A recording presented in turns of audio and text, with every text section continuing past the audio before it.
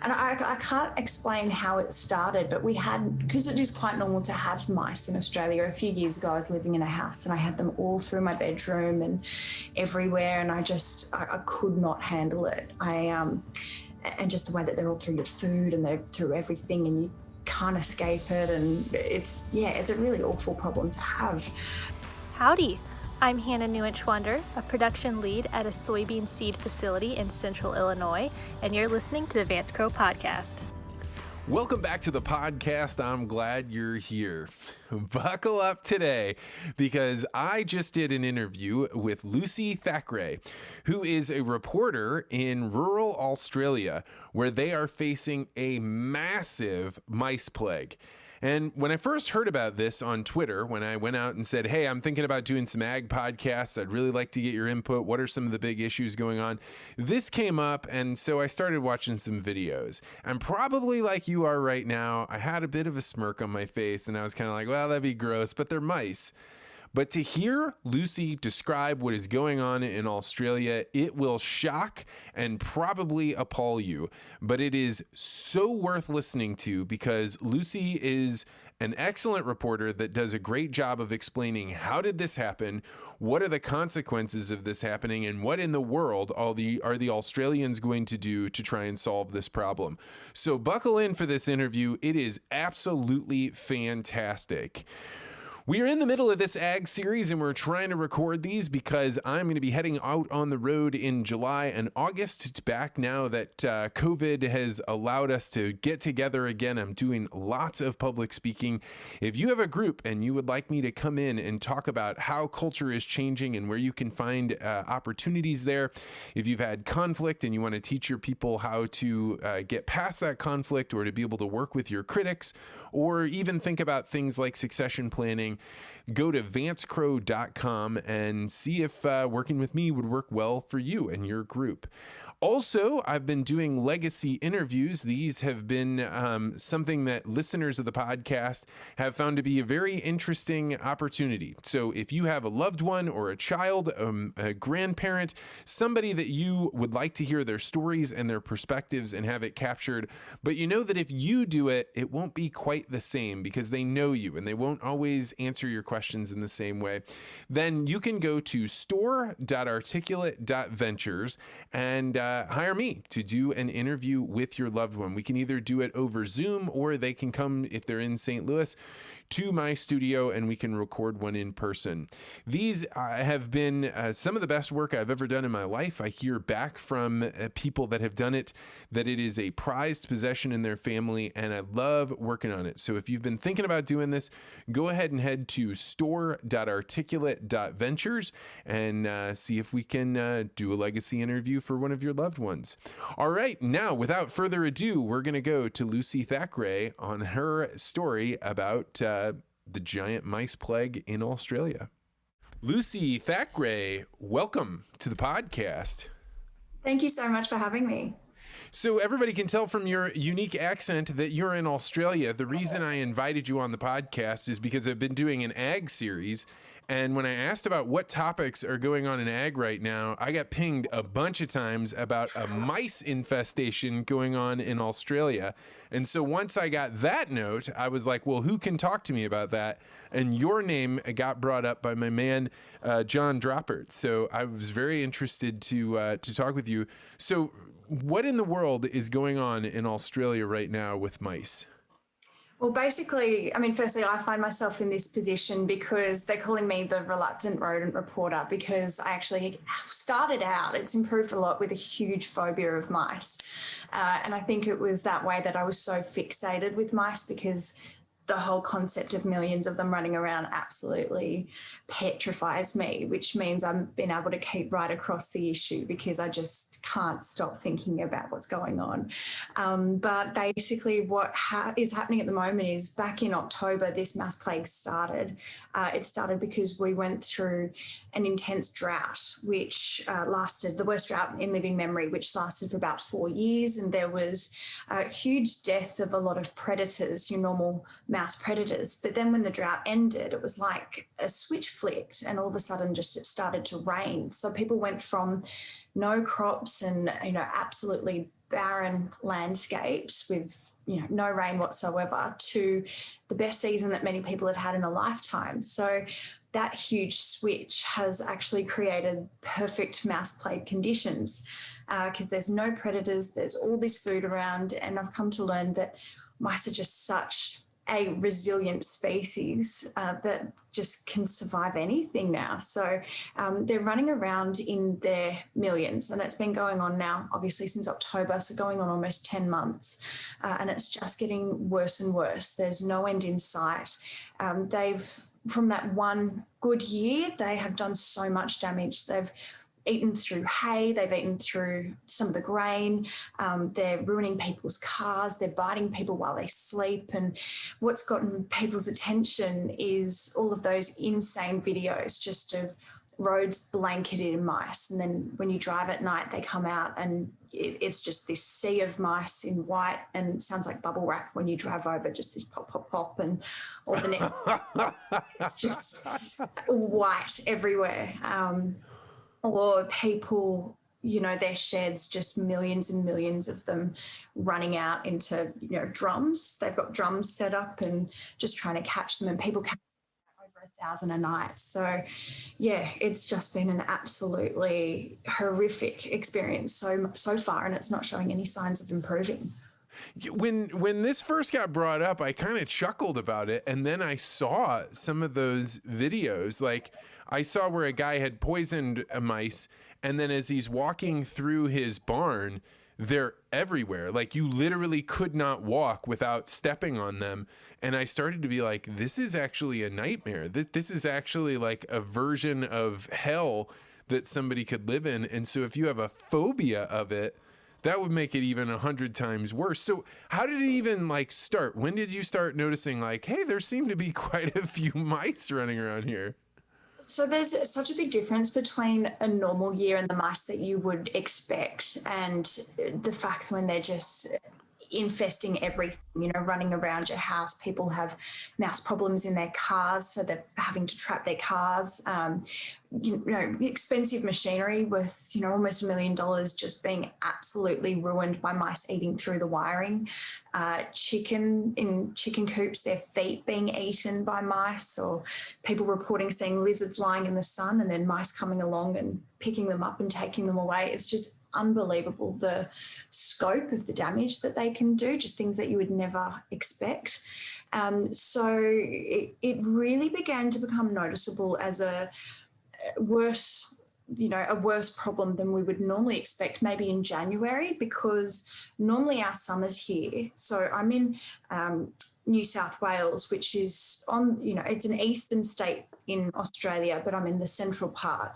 So what we see here is kind of those desert type temperatures where you have a huge swing from, about a 50 degrees Celsius swing. So I'm not sure what that is in Fahrenheit, but a big swing from, freezing to very, very hot. So 45 degrees Fahrenheit, which I think is quite similar to what people are seeing, in some parts of America at the moment, just, that sweltering heat. But we had this mild summer where it wasn't nearly as hot as you would normally expect. So instead of mice stopping breeding, they continued to breed through a mild summer, and then they had a really humid autumn, and they love humid conditions, and so they kept breeding, and then they were even breeding up until the beginning of June, which is our winter. So normally they'd have stopped in November, which is the end of spring. And I mean, when they breed, as soon as a mouse gives birth, it can get pregnant again. And these mouse numbers explode. It's so huge. So they can't actually, when people ask how many mice are they say in the millions easily. But one, you can't count, because I don't know why they say breeding like rabbits. Well, I do, but they should say breeding like mice, because it's just on a whole other level. But then as well, you don't see them all the time. So a lot of the time they're hiding in burrows, or they're in the walls of houses, or they're inside hay bales. So although some people might be thinking or hoping that, the cold weather, it's pouring right now outside, and we've had some snow, but even that won't end a mouse plague, because they protect themselves. They're 60 centimetres under the ground, deep in burrows, and they're protected from floods, which we've had, didn't do it, snow, rain, and anything. And so, like, when you say like where you're from, are you living in the countryside? Or are you just like out in a rural area, and this is just like something farmers deal with? So it's definitely not just farmers, unfortunately. I mean, they definitely have it worse. I live in next to what they call the grain belt. So it's an area that just the landscape's great for growing grain, and so it's literally like a belt across. And that grain belt is where this problem started and where it's most intense. But then it's proceeded to move north to other states, south, and we're even seeing it move west as well. So although they say that it's not actually mice leaving one location to the next, but you see those conditions kind of replicated, or they breed and they move. So I'm in town, and it's definitely not nearly as bad as in some of those farmhouses. But the problem is particularly in communities as well. So shops, grocery stores. You're seeing grocery stores lose thousands and thousands of dollars because supermarkets are, you walk in and firstly it's that stench of dead things and mouse urine. So kind of smells like a really bad public transport, station, or do you know what that smell? But then I've seen, particularly in the worst supermarket, like the most affected supermarket, just mice running in and out of food. They're running across the aisles. They've had to put food all in containers and then big buckets of water under bread stands and people are putting their babies' cots in buckets of water. We've got stories of people who have gone in and there's a mouse next to their baby and their baby's bleeding. So that was one of the more severe kind of things. But, people bitten in their sleep. My friend went into her baby and there was mouse poo next to him in his cot. Just some really horrific things where it's not just farmers and that agriculture side of things, but the mental health of people when, that tourists come into a cafe and then mice run around, so the tourist screams, makes a fuss and leaves. And that's so difficult for cafe owners who are trying to make money after drought and COVID to now have a mouse plague, affect those food-related businesses. The child ones, that was crazy. In fact, that's actually when I stopped, because at first I was to hear that it's mice, not rats, right? If you think about large rats, you're like, oh, that's disgusting. They have these terrible teeth. I don't want anything to do with that. But mice, you're like, I don't know. I see a mice. I usually catch it in my trap or I stomp it with my boot. But when I saw a little child and they had bite marks around their hairline and they were clearly bleeding, and it definitely looked like the bite marks of just like a little tiny rodent, that was like, okay, I got to quit looking at this because this is turning my stomach. That was like, and to not be able to get away from it, right? Because what have people been trying to do to be able to stop these mice? Because like poison only works up to some level, and what are people responding with? And I mean, it's children and older people are really impacted. So there have been stories about people in nursing homes being bitten because obviously they're quite, they're not moving around as much. So they're just a sitting duck for mice. And there have been people in hospital with a disease called leptospirosis and different types of blood diseases like sepsis. And that's not only from being bitten, but just coming into contact with mouse urine is so damaging and so difficult. So to manage, because, they're everywhere. So you can clean and clean, but just the traces of urine or feces or just them running past, it's a huge thing to manage. So lots of people have been unwell, but I mean, managing it, so it's been so difficult. It's kind of like with how people go mad for toilet paper during COVID. Baits have been so difficult to get because you go into any store and all the baits and traps are off the shelves. So people have also been getting quite innovative because there are so many and you have traps that only catch one at a time. There are all these systems with buckets and beer bottles and cheese and water and, flipping lids and all kinds of things to be able to catch bulk mice. And that's where you see people catching, 1,000 a night, which is pretty unbelievable. But I've also had people say that this impacts their mental health so much. And someone said she was so over catching and either killing or dealing with the mouse problem, that she just one day set them free. She said she wished them well, which didn't make any sense to her considering you have to catch them. But she said, I just couldn't deal with death that day. It was just, she just couldn't do it because it's been, 10 months of it. It's just awful. Yeah, I had watched a video where a guy was getting some heat on social media for, I think, burning him in a barrel. And he was like, well, if you have another way to do this, I'm more than happy to use your way, but I've got to kill these mice. They're everywhere. PETA, the organisation PETA, got some heat as well because they said, why aren't people catching and releasing these mice? Why killing mice? And so there was a movement of farmers that wanted to catch them and put them in the mail and send them to people from PETA. So obviously that went down as well. Could be expected. And, lots of calls for, because it's not just PETA. There are quite a few people saying this is really inhumane and why are they killing so many animals? They're just part of the ecosystem too. But it has to be seen to be believed, and what it's doing just to entire ecosystems when it's in this state of flux, it's just doing so much damage. And the problem is, so breeding has slowed down at this point because of winter. Luckily, it finally slowed down. Like I mentioned, it just kept on going. But in a few months, it's spring, and that's when breeding ramps up. And they're warning that if this isn't controlled, or if we don't actually see a significant decrease in mouse numbers, it's all going to get so much worse because spring will roll around and they're starting from a higher base. So this problem's going to get worse than it even was before. So what is the historical precedent for this? Do you have stories that you're able to go back to in the history books and be like, this happened before and this is how they handled it? Yeah, this is compared to the Great Mouse Plague of 1984.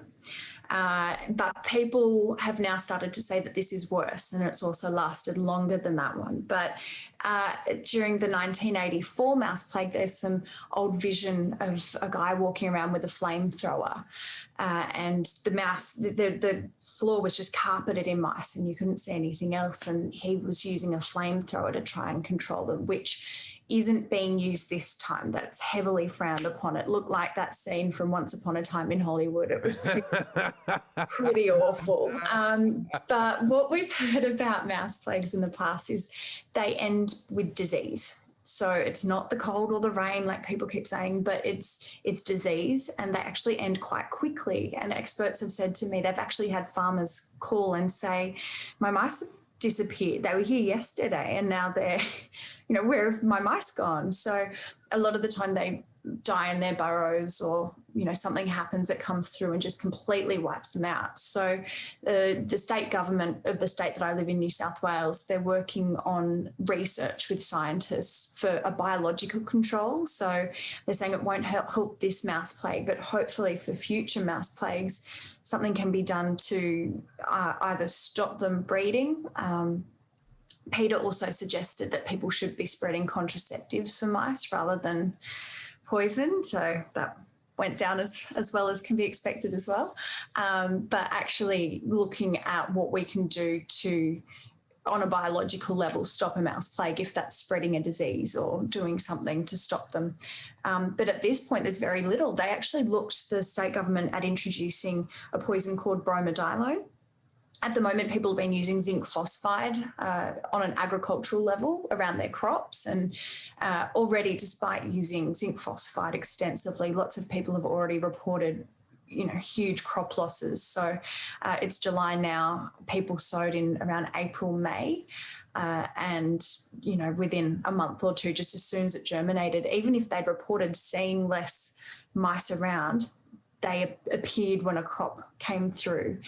So whether they came out from pasture paddocks or if they came out from, underground, they came up and they've already ruined, for some people, 100% crop losses. And that's even with aerial baiting and zinc phosphide being spread, multiple times. That's just, it hasn't done the work. So bromadiolone was suggested. There was an urgent application put forward to the Poisons Authority by the government. And what was surprising to the government was most people actually said, we don't want this poison because it's got a high secondary killing rate, whereas zinc phosphide turns into a gas and then the mass isn't dangerous or as dangerous for other animals that then eat them. Bromadiolone basically would turn the mice that eat it into a moving or dead, another poison, another bait. So there are really high killing rates, and that could be for wildlife. And we know that going through the drought, there's been so much death and decimation of lots of native wildlife species. That could be for birds. We've seen so many owls around at the moment and lots of birds that could then suffer from eating mice. But even fish, there's been some absolutely incredible videos of native fish. We've got native fish called Murray cod, and they've got mice in their stomachs because mice are actually a really big part of their diet, which I never knew and has definitely changed my approach to eating fish. But mice can tread water for 10 to 12 hours. They can swim through a river and they've been eaten by fish. And the worry from people was, what if we introduce this new really poisonous toxin into the environment? The minister who suggested it described it as napalm for mice. What if we introduce that and then we see decimated species, whether it's in the air, on the ground, or in the water? So you're a reporter. Are you so up on these issues because of your work, or is everyone around you now become a mouse expert because it's so prevalent? Yeah, I mean, even people in the cities have been very focused on this too, because it's the scale of it is just amazing. People's stories, the fact that their, kids' uniforms have been eaten, they've gone to dress their kids for school when there's just big holes. It's on every single level. So it has also been very interesting that people have been so engaged on it on an ecological level as well, and wanting to know, if we introduce poisons to try get rid of mice, what does that do to the rest of the food chain? If we introduce it and then you eat the fish that's eaten the mouse, it's like, what does that do? What are the risks? So lots of people have been engaged and wanting to know the solution, but also knowing that there's no silver bullet to stop or fix a mouse plague. And are people getting along better during this? As in, hey, we're all in this together? Or do you see this being a divisive issue where people are really torn about how to handle it or how big the problem is? I think it's like any other stressful situation where, we've gone through drought and then COVID and then this. And for a lot of people, this is going to be the straw that breaks the camel's back, because you struggle with your business, whether it's an agricultural business or a business in town, because we know that if farmers are struggling, then the businesses in town are struggling. This is like, what next? This is just another thing that people have to deal with. So there are definitely some people that were saying, I know that this poison could do a lot of damage to the environment, but we're desperate. We're absolutely desperate, and we need something, and there's nothing strong enough. So people are mostly quite united, but there is definitely, for a lot of people, that real sense of desperation. There's the mental health impacts of not being able to escape it. It's during the day, it's you go shopping, you try to go to sleep, you go to the kitchen and there's mouse poo through all your pots and pans, all your food's been eaten. This is happening for you. You are dealing with this too in your own house? My house is much better now, but it started off, so I had a big issue, and lots of the time, so winter you don't see them as much, like I mentioned, and that's even in your houses because they go in for warm, dry areas. And luckily we're having quite a wet winter, which just means that you're not seeing them as much. But they were running around. I was doing an interview with Irish radio and I yelled in the middle of it because a mouse ran out. But I started off with this phobia where I'd sweat and just my hands would shake. And you legit had a phobia about it? Oh, absolutely. But then it's it's just this complete immersion in them. I had to film them at one point because I'm a video journalist, and I was trying to film them in that supermarket where they were running around because I kept screaming and throwing the camera up, and I had a little crowd of people watching me because they thought I was so funny. But it has improved because I hear them scratching up my bed head now sometimes, and you just roll over and go back to sleep because you just, or you're lying in bed and you hear a snap of the trap, or you hear them running around in a plastic trap, and so it's pretty awful. But I particularly feel for my friends with children because, and there's poison around, and so in Australia there is a national shortage of the antidote for dogs and pets that have eaten mouse baits, because there's so much that have already been used because all these animals have been poisoned. So, it's just an absolutely devastating situation. So we just jumped straight into this interview. I didn't even really let you introduce yourself at all. Talk a little bit about, what do you do? You're a journalist. You work in New South Wales, which apparently is in eastern, is it Provinces? You have provinces in? We have states. States, okay. So just kind of give a background on who you are and, how you got into the world of journalism. Yeah, so I grew up on the coast and went to boarding school, and all my best friends were from the country. So I'd travel out to the country and just always have the best time. I was interviewing people from when I was 5 years old, on a road trip with my grandparents, and asking them, what's your favorite color? What's your favorite animal? So it was always going to happen. I was working in the city and loving it, and it was fantastic. But I then would come out to the country and just felt this real affinity with it. I loved coming out here. And also there are so many issues that don't get coverage. So I work with the national broadcaster in regional New South Wales, and it brings a unique perspective as well because I work in the rural space, and it is interesting because with things like mice, people have been catching mice for pocket money since they were, 5 years old, and I had a phobia. So that was interesting to try and get my head around when they thought that I was such a sook about it. But it's fantastic. I absolutely love it. And working, going through a drought and then seeing us go from the worst drought in living memory to the best crop that people had ever had has just been incredible. But now this mouse plague, it's never boring. It's just been the most unbelievable few years for Australian farmers.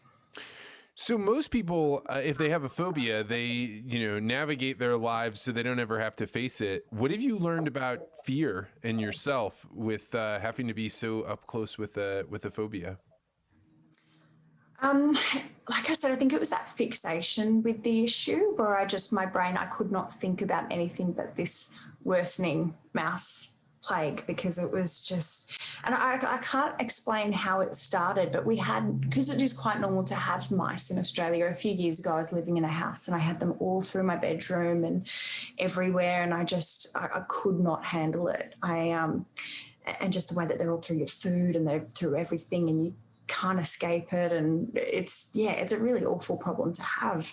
But being with it now, there's been a lot of growth. We were trying to film a TV story, and because it was really cold that night, they weren't coming out, and I was shaking this hay bale to get the mice to run out, and they were running over our feet and everything. And it is amazing how much you can grow and learn without it. But I think part of that was understanding that for a lot of people, this wasn't funny. This was their livelihoods. This was, their homes. They couldn't escape it. Or if you go to a cafe or a restaurant and mice run around, you can't scream and have a go, because that's, people have made that food. They're trying to make a living and they're losing so much money and their businesses are struggling. So I think it was kind of getting over myself a little bit and thinking about other people. And sure, it petrifies me, but it's a very real thing for people that are losing. People have spent up to $400,000 on baits for their farms alone, and they're losing so much money too. So it's about getting over myself. Yeah, I mean, when you bring up that thing about a store or a restaurant, like seeing a little mouse, and if one person can just kind of get over it, then yeah, it's not great. But if somebody starts screaming, that really changes the whole tenor of what everybody else has going on. It hadn't even crossed my mind, and now I'm a little bit embarrassed that I was laughing because the mice concept of that being a mice plague. I mean, mice seem like it's like having, a Disney plague or something, right? Because we always see mice as these like, they're fast and they're a little bit creepy, but they're not like a plague. So, And yeah, they're go ahead. just so dirty too. Like there's this video I shared of a man's caravan, and he went away for 2 weeks and he locked his caravan up, which normally is out the back of his house. But he locked it up, and he takes the doona off the bed, and all these mice run out. But not only mice, there's wee and poo and all kinds of things. Like it's just this. It's just so dirty, and when you're wanting to have your space clean and you know that there are health issues, it's a really, really nasty thing. But just the fact that people are needing to kill them, clean, do all of these things, lose their money, and it's been going for 10 months, and they're warning it could go on for 2 years. Like it's just no way to live. It's really, really nasty. And the fact that there is like I said, no silver bullet, it really gets to people. Well, and so I had some friends from Derry, Australia, and they were telling me just about how COVID had impacted Australia, and you guys haven't had the influx of vaccines. So when you start to see a spike going up of COVID, you guys are back into shelter in place. Didn't you just say a little while before we got started that you guys were starting to have go back into your homes? Yeah, so we were doing really well. I mean, America and Europe and so many places were really struggling with it, and we were managing to get down to 0 cases, and that was because there were hard lockdowns that were happening. Even with just a couple of cases, things would go into a hard lockdown, and then we've had Pfizer for people that are over 40, but then AstraZeneca has been available for people that are for under 40, sorry, and then AstraZeneca was available for people over 40, but they said no to a large amount of vaccines. And I mean, when you look at New York, which is... What do you mean they said no to a large amount of vaccines? So the understanding is that the Australian government said no to a large number of AstraZeneca vaccines, wanting another. But the rollout it hasn't been available when they said it was going to be. It's been very difficult, where your local doctors or where the vaccine centres were meant to have started, they've all started a couple of months after they were meant to. It's just been very, very slow, and the eligibility has been very slow. So where we had no cases, there's now a breakout, and Sydney's in lockdown.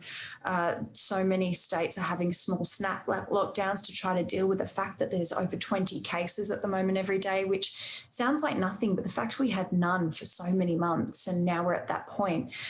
People were saying we'd been handed this unique opportunity where there was vaccines available, but a huge lull in numbers, and that was a great opportunity to vaccinate everyone. But what we're seeing instead is, the national rate of vaccination, of being fully vaccinated, is 7% in Australia. Ooh. So where the rest of the world is opening up, we're locking back down. So, and that's because of availability of vaccines, or is there also a movement in Australia of people that don't want to get vaccinated? That's the availability. There are lots of people that are keen to. So even though the medical advice has been that the AstraZeneca vaccination is basically it's best for people over 60, because we now have this breakout, the Prime Minister has changed his mind and said that anybody can now have AstraZeneca if they want to, even though there are those blood clot concerns. And that is going against some of that medical advice. But there are so many people in their 20s and 30s that are saying, I don't mind if there's that risk. I'm going to get AstraZeneca because I'm sick of waiting to be eligible for the other vaccine, and I just want to be vaccinated. I mean, there's a nurse today in Sydney, 2 nurses have been diagnosed with COVID, and they were working at hospitals. So not even, all of our healthcare professionals are vaccinated, and they're going to hospitals without having, being immunized. So it is disappointing that we went from leading in the world in terms of getting on top of this COVID situation and then trailing behind and actually seeing a resurgence. So, I mean, you guys, it sounds like you guys are in chaos, and I think everywhere feels like the tension is high. What is the state of journalism in Australia right now? Because here in the US, this large conflict, people don't trust the media or they only trust one side of the media. Is that same thing happening in Australia? We are seeing a lot of that as well, and people saying that the media and politicians are working together to lead things a certain way in terms of talking about COVID, and there are some COVID deniers, but that is difficult. There are people as well that are saying our whole country open up, close down, and are starting to get really frustrated with that and are wondering, what's our government doing? Why has this vaccine rollout been such a mess? And it's difficult too because we are losing a lot of our regional press. So lots of funds are going away and it's just kind of city-based press. And that can be very difficult too because you have those outbreaks in the cities, but then regions are doing something else entirely. So we don't have as much local media because of funding going out of, media altogether. So it's a very difficult time with messaging, and a lot of the criticism has been that the government's messaging has been so confused. And a lot of the time that comes back to us in the media, and it's trying to make sense of rules and numbers, and it's a very confusing time, and it's quite disappointing to see us go backwards after honestly having our country open again for the last 5 months or so. So when you're not reporting on rodents, you're out in kind of a more rural area. What are you reporting on?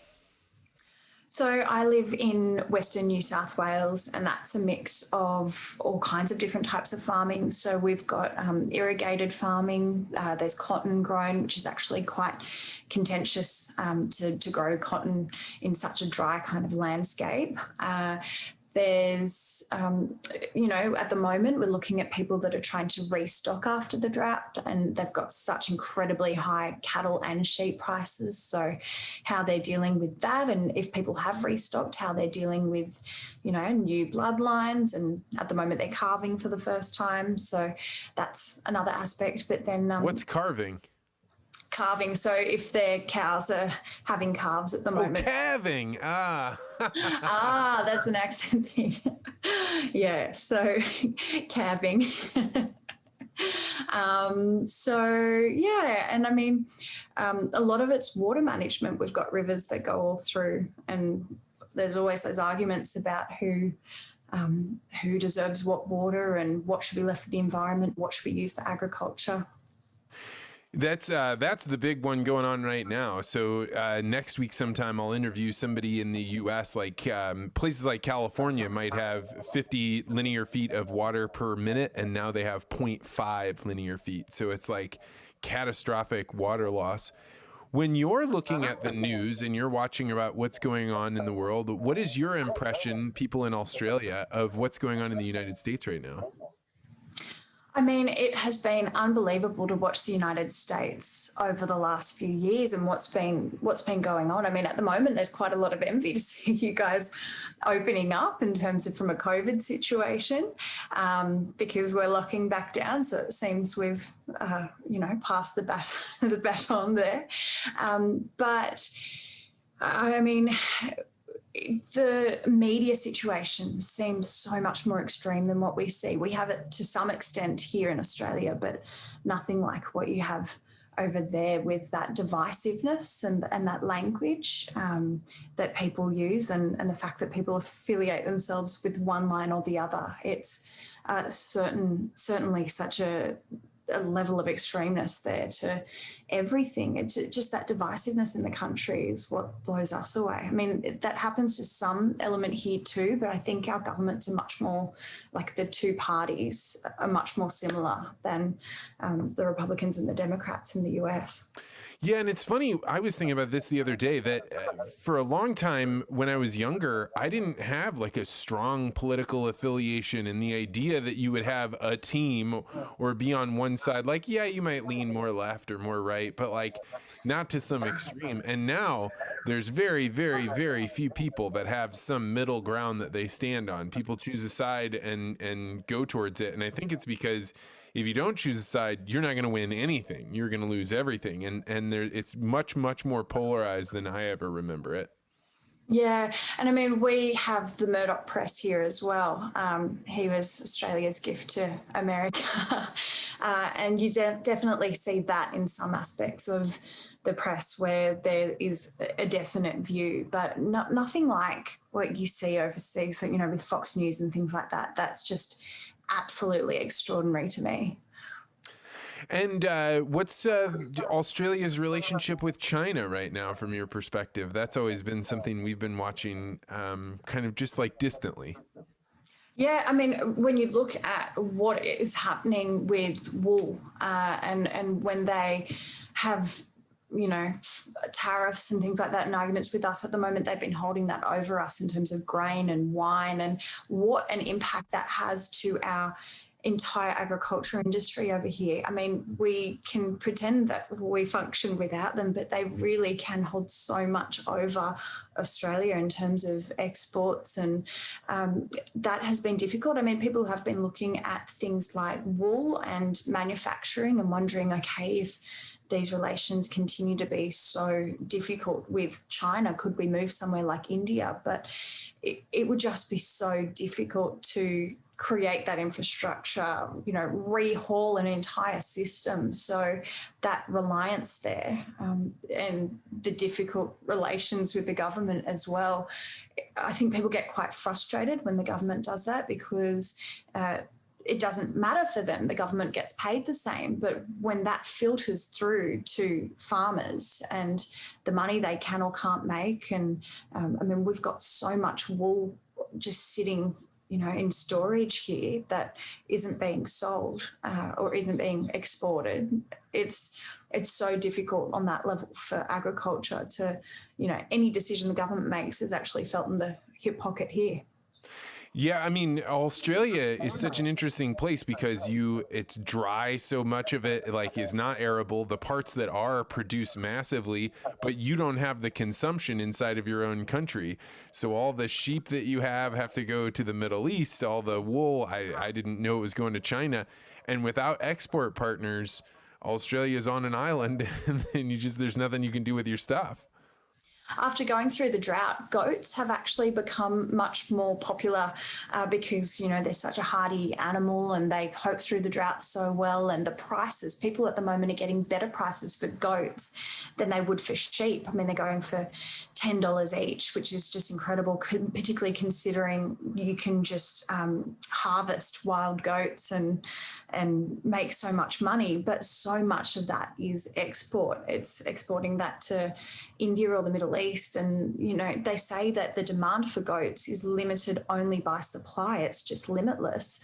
So those relationships, they're so important. And that's for some of the driest areas is where you see goats. And it's quite bizarre to us because we don't eat a lot of it. But the fact that, you know, it is so valuable and the demand is so high that it absolutely relies on those relationships going well. You mentioned PETA a couple of times, and I've had some clients from Australia talk about how much of an impact those animal rights activist groups have had in Australia. I think maybe more profound than they are here. Talk about the animal rights activists in Australia. Is that just perception that they are having such an impact?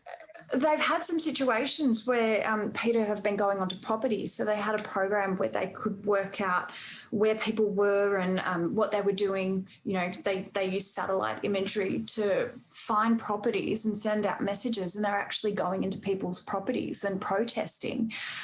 So that has been very difficult because I think the extremeness of those actions that really creates a divisiveness between farmers and animal activists.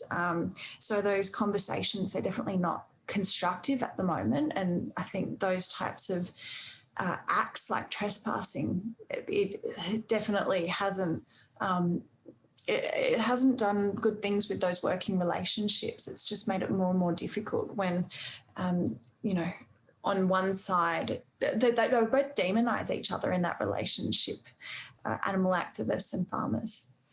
Are things like veganism and environmentalism, are those growing in Australia, or do you think they've hit kind of a stasis and they're flat? What do you think? Oh, I definitely think they are.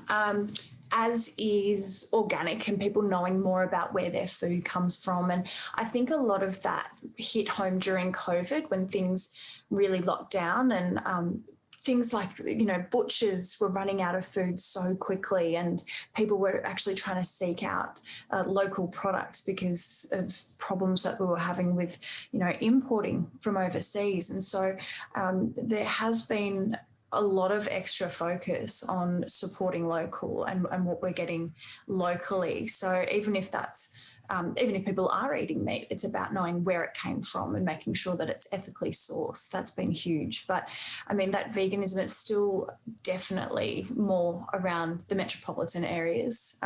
It's still a bit of a dirty word, I think, in a lot of places in the country. But yeah, I mean, our local member out here, he's from the Shooters, Fishers and Farmers Party, which that's a political party? The Shooters, Fishers and Farmers? Yeah. And he's a vegan. So there we go. So they do exist. So this has been kind of a gloom and doom podcast, but surely because you're such a positive person, like you have other things you're excited about that you're interested in. What are some of the brighter things going on in your world or where you're at right now? Oh, look, absolutely. I mean, it's been amazing to watch this revolution out here of the countryside coming back to life. So our rivers all ran dry and it was just this absolutely devastating period of, you know, lack of hope and worrying about the future and how will the landscape and these animals ever survive. But then when the switch flicked basically and it started to rain again, you know, it was absolutely amazing to see these things so quickly come back. And I think that was an important lesson for everyone, that just when things seem they're worse and they can't get better, you actually see that things can change so quickly. But all these animals, fish, everything has had this amazing recovery so far. And it was incredible, right, you know, 8 hours from the ocean in a town called Bawarrina, which has a high Indigenous population, and they've got the fish traps, which are actually the oldest man-made structure in the world. They say they're older than the pyramids, and the Aboriginal people would put rocks in the river to actually naturally catch fish. But in that town, one day they woke up and there were 500 pelicans on the river, which, you know, everyone was saying, how do they know to get there? Where do they come from? Like, does someone spot some water and head, because they're all from the coast and they came out. But that's been an amazing thing to see the landscape jump back to life. And I mean, a mouse plague's a terrible, terrible thing, but you also look at it as a fact that we're not in drought anymore and things are going so well. So yeah, it's amazing. And I mean, I'm marrying a local guy in about 3 months, and all my friends when I left the city said, you'll be back. And then now this is happening. They're like, oh, you're not coming back. But I mean, despite all the challenges of the past few years that I've spoken about, I clearly, you know, it's home and I love it. And yeah, you mean it. You want to I'm not coming back. Yeah. So how did young women such as yourself meet a young man and fall in love in today's day and age? In the Australian countryside, that was definitely at the pub. That was at the pub. Yeah, a couple of years at the pub. So, yeah, that's been amazing. He's the most Australian person I've ever met as well. He's very ochre and he talks like he is like Crocodile Dundee. So if I take him to the city, he walks around like Crocodile Dundee. So that's pretty fun. He's the shrimp on the barbie kind of guy, even though we don't say shrimp here. What do you say instead? Prawns. Ah, okay, sure. Lucy, I'm so glad we found a fun way to end this. Congratulations on getting married. I know that was one of the best things to ever happen to me. If people wanted to follow along with your reporting and watch what you're seeing in Australia, where would they go to do that? So I'm on Twitter at Lucy Thack, THACK, but head as well along to our Australian Newswire website. So that's abc.net.au. Plenty of revolting mouse pics and videos for you there. Well, Lucy Thackray, it was absolutely fantastic to have you on. And as you guys solve this mice problem, I'd love to have you back on to hear how you did it. Well, I wish I knew now, but fingers crossed. Thanks, Lucy. Thanks so much for checking out this podcast. What an amazing story that Lucy brought to us about the crazy mice plague in Australia. Since you've stuck around this long, you are probably the type of person that likes in-depth conversations and building networks and trying to improve what you know about the world. So you might be the type of person that would really enjoy getting involved with the Articulate Ventures Network. I started this network as I was ramping up the podcast during coronavirus, and people kept asking me, hey, how can I support the podcast? But I didn't really want to put out a hat and ask for donations. So instead, what I did was I started this network, and it is a place for people that love and listen to the podcast, can meet other people that love the podcast, and can build out relationships. In this network, we do things like hold movie nights and book clubs. We also have speaking opportunities where you can practice, and we have an activity called the Circular Firing Squad, where we choose a controversial topic and we encourage people to have lively debate, but get better at being able to frame their arguments so that they're never personal and everybody walks away both being better informed and closer as friends that get to know each other in a network. So if you've been looking around for a digital neighborhood that you would like to join, I would like to invite you, go to network.articulate.ventures to learn more. Thanks so much, and we will be back next week with another podcast with the Vance Crow Podcast.